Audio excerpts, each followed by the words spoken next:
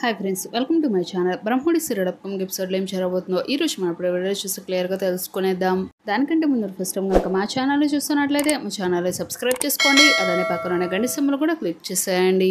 ఇక వీడియోలోకి వెళ్ళినట్లయితే రుద్రాని అనామిక కుట్రని సాక్ష్యాలతో చూపించిన కావ్య, షాకులు రాజ్, రాహుల్, సామంత్, ఆనందంలో అపర్ణ, కనకం. ఇందుకు అసలు సీరియల్లో ఏం జరిగింది?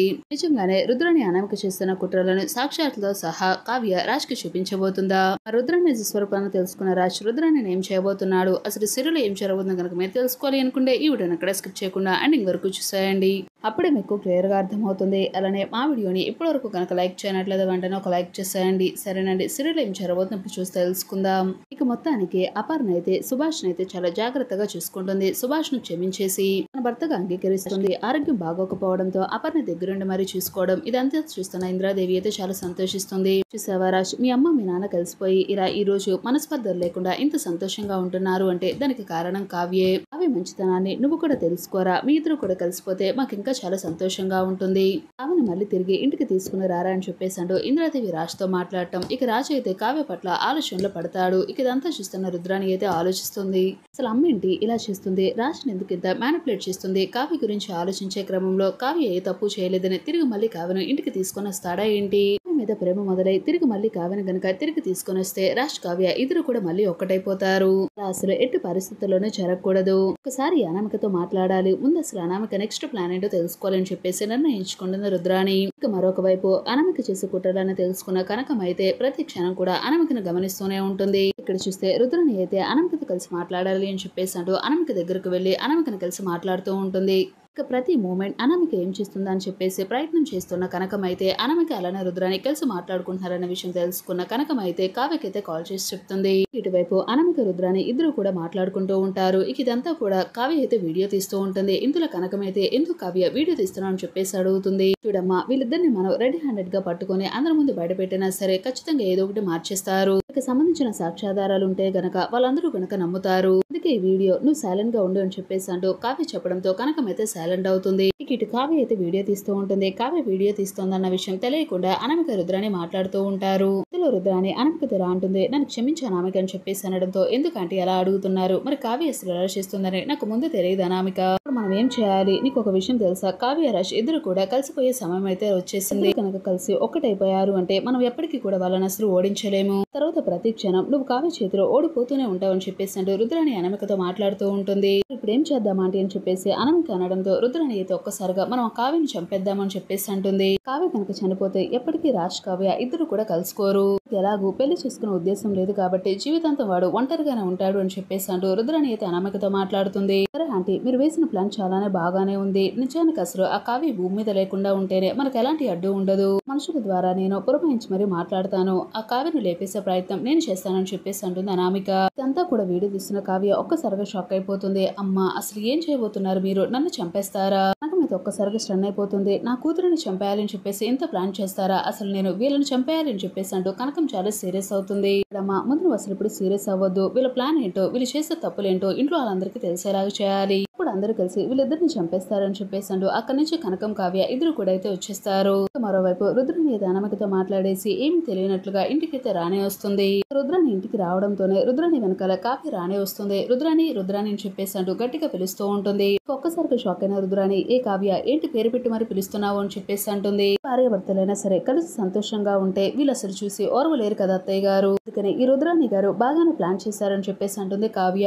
ఏం ప్లాన్ చేసిందమ్మా కావ్య? ఏం మాట్లాడుతున్నావు అని చెప్పేసి అడగడంతో ఏం చేసిందో తెలుసా అత్తయ్య గారు, వీళ్ళు చేస్తున్న కుట్రలకి నేను అడ్డొస్తున్నానని. కనుక ఇంట్లో అడుగు పెడితే రుద్రాని గారు చేసే కుట్రలు ఎప్పటికీ కూడా వర్కౌట్ అవ్వవని, తనకి నన్ను చంపడానికే ప్లాన్ చేసిందని చెప్పేసి అంటూ కావ్య అనడంతో అపర్ణ ఒక్కసారిగా షాక్ అయిపోతుంది.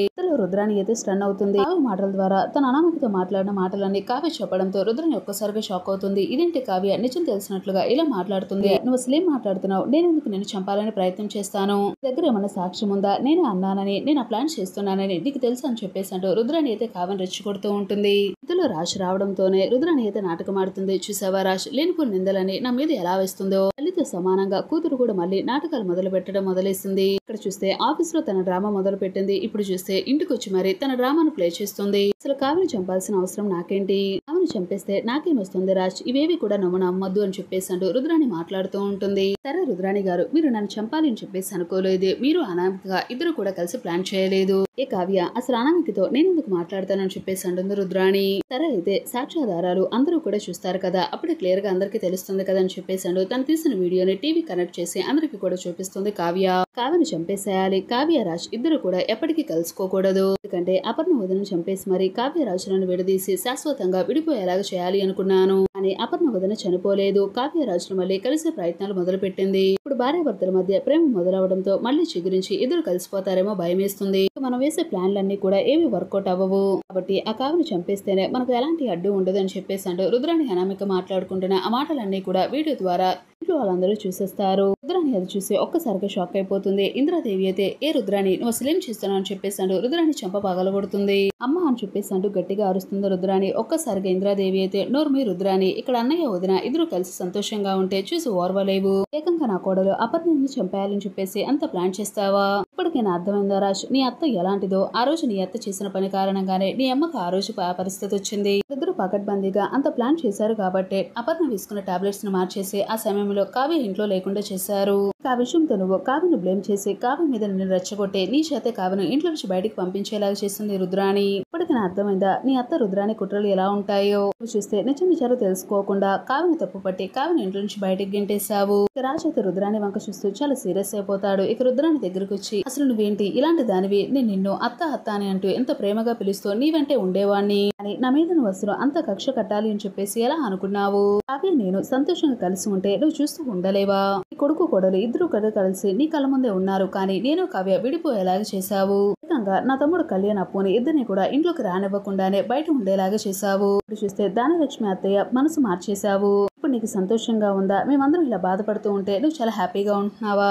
కాదు రాజు, నేను చెప్పేది ఒకసారి విను, నన్ను క్షమించు అని చెప్పేసాడు. రుద్రాణి అయితే మళ్ళీ నాటకం మొదలు పెడుతూ ఉంటుంది. ఇంతలో ఇంద్రాదేవి అయితే, చూడరాజు నీ అత్త నిజ స్వరూపం ఎలాంటిదో నువ్వే తెలుసుకున్నావు కాబట్టి ఇక నిర్ణయం నీదే అని చెప్పేసి అంటుంది. ఇంతలో సీతారామయ్య దగ్గరికి వెళ్లి, అది కాదు నాన్న, నేను చెప్పేది ఒకసారి విని అని చెప్పేసి అనడంతో, నోరు మీ రుద్రాణి, నాలో కూతురుగా నేను నిన్ను ఎంతో అభిమానించాను, ఇంట్లో నీకు ఆడపడుచుగా విలువ ఇచ్చి మర్యాదగా చూసుకున్నాము, కానీ నువ్వే ఇలా చేస్తావని అసలు అనుకోలేదు అని చెప్పేసి అంటూ సీతారామయ్య కూడా రుద్రాణిని అయితే చేదరించుకుంటాడు. వస్తాను అసలు ఇంట్లో ఒక్క నిమిషం కూడా ఉండడానికి వీల్లేదు అని చెప్పేసి అంటూ రాజ్ అయితే రుద్రాణి మెడ పట్టుకుని ఇంట్లో నుంచి బయటకైతే గెంటేస్తాడు. ఇక దాంతో రాహుల్ ఒక్కసారిగా షాక్ అయిపోతాడు. మమ్మీ అని చెప్పేసాడు. రుద్రాణి వెంట రాహుల్ కూడా వెళ్ళిపోతాడు. ఇక స్వప్న మాత్రం ఇంట్లోనే ఉంటుంది.